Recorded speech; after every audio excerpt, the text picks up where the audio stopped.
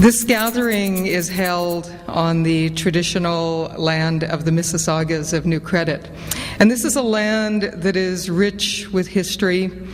It's a land that goes back to time immemorial. And we come together at this conference to learn from each other, to share knowledge, to be inspired, and to tell others our stories. The wonderful Indigenous author Thomas King, who I'm sure you have read, wrote a book about stories, and he says this about stories. He says, "There is a story that I know, and it is about the world and how it floats through space on the back of a turtle." And I've heard this story many times, and every time I hear the story changes. And sometimes the change is simply in the voice of the person telling the story. Sometimes it's in the order of events, and sometimes it's in the response of the audience to the story. But in all the telling of all of the tellers of this story, which, as you know, is the story of creation, two things never change. The earth never leaves the turtle's back, and the turtle never swims away. And I think what Thomas King is saying is that how we interpret our life experiences may differ. But for all of the differences that we perceive to all of the people on this earth, we share two things. One is that we all belong to one race and one race only, and that is the human race. And the other is that at a fundamental level, we actually all live the same journey in our lives. So this morning, I'm going to tell you stories. As Indigenous people, we have always been entrepreneurs. We've always been business people, and we have always understood international business. Our early international relationships were characterized by an exchange of technologies with the newcomers. And we began this journey of international business with the promise of a diverse people sharing knowledge and sharing resources. And although that early collaboration descended into a long, dark period for our people, we are now in a time of healing and a time of reconciliation. And the story that needs to be told is the story of the over 40,000 Indigenous-owned businesses in our country and the tens of thousands of our people who are in post-secondary institutions. The stories need to be told about our doctors and our lawyers and our writers, our artists, our academics, our entrepreneurs, and our scientists. The NeoSat satellite was launched, and this is a satellite that is Canadian technology. It was launched out of India, and it will be searching for near-Earth objects that could pose a threat to our world. The kind that struck Russia a couple of weeks ago, the meteor that caused so much devastation. NeoSat will be looking for these. One of the key members of the NeoSat team is Rob Cardinal, and Rob is a young Siksika man from southern Alberta. He's a First Nations man, and Rob is an astrophysicist at the University of Calgary, and he has been working on the NeoSat project for the last 10 years. He is responsible for writing all of the software that is installed in this satellite. But in addition to that work, Rob has started a not-for-profit called the First Light Initiative, and Rob's view and his dream is to put telescopes on every First Nation and every Indigenous community, be it Métis, Inuit, First Nations in this country. And Rob's reason is this, because he knows that the first time a child looks at the universe through a telescope, it will change them forever. And Rob's view is not to develop more astrophysicists, but what he wants is to encourage our children to finish high school and go on to post-secondary education, because Rob knows that our children will truly change the world if they get educated.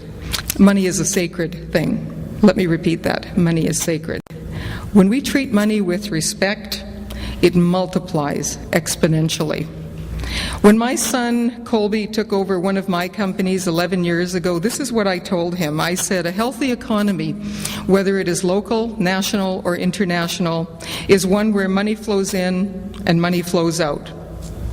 And what that means is those of us who depend on us for their economic success, the people who supply our companies with goods and services, are treated with respect, and when their bills come in, they are paid on time. And it means that we give them the same consideration that we expect from those people who are our customers. And it also means that we have an obligation to the communities in which we work and where we do business. And that obligation to those communities means that it's not enough to be savvy business people as entrepreneurs. It means that we have this obligation to balance people with profits. And that obligation means that when we have any measure of success in life, we have to give back with our money and we have to give back with our time. And there are three things that any society needs to be successful. It needs to have an economy, it needs to have knowledge, and it needs to care for others. There was an article you may have seen in the Globe and Mail. It came out about a year ago, and it was entitled, "Prosperity Depends on Entrepreneurs, Not Aid." And this article described how entrepreneurs are changing the world. And it said that since 2005, half a billion people have been raised out of poverty. And this has happened mainly through the development of small businesses, through liberalization of trade between companies, and through gains in productivity. It said that one of the keys to raising people out of poverty is building local economies. Because when entrepreneurs are given the opportunity to compete, they can transform even the poorest communities and countries.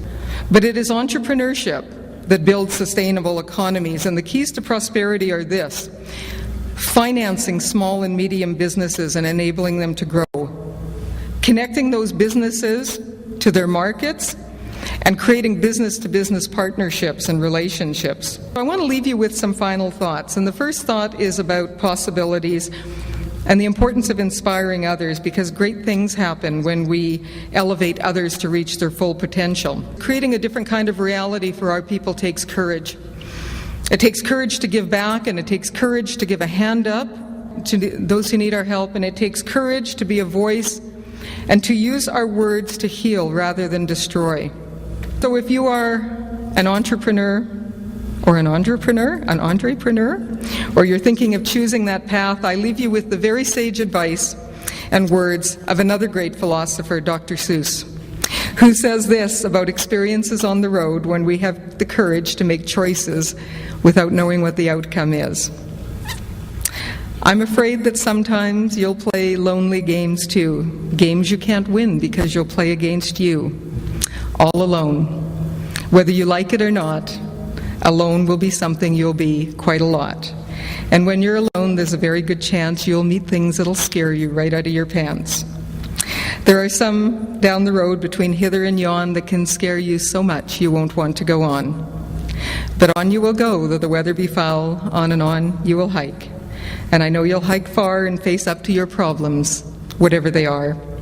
You'll get mixed up, of course, as you already know. You'll get mixed up with many strange birds as you go. So be sure, when you step with care and great tact, and remember that life is a great balancing act. Just never forget to be dexterous and deft, and never mix up your right foot with your left. And you will succeed. Yes, you will indeed. 98 3/4% guaranteed. Thank you.